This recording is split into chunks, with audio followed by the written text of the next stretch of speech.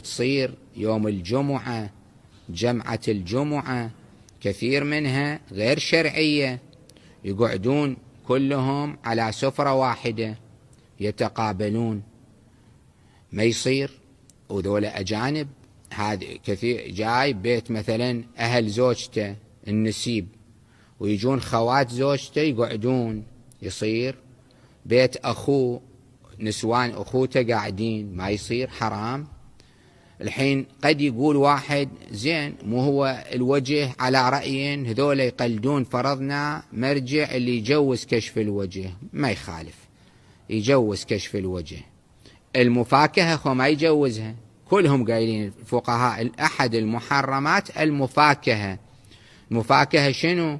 المفاكهة يعني المطايبة، يسولف شلونك وانت شلونك، ام العيال شلونها وابو العيال شلونه، وين رحت وين جيت، من الحكي هذا الفاضي.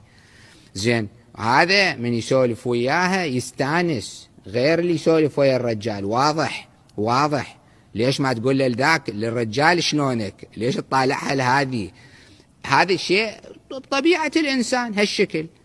بالأثناء يصير كلام، يسولفون يضحكون. إلا إذا فرضنا الحين مقررين النسوان منزلين رؤوسهم طول الغداء والرياجيل هم منزلين رؤوسهم على رؤوسهم الطير، لا حس ولا نفس، يأكلون يقومون يرحون، هذه جمعة يسموها.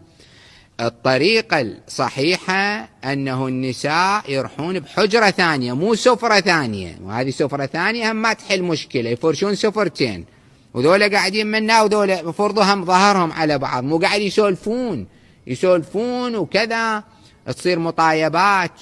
النساء يروحون بحجرة ثانية ويسدون الباب حتى حسهم لا يوصل هنا، والرجال بحجرة ثانية، خلصت القضية.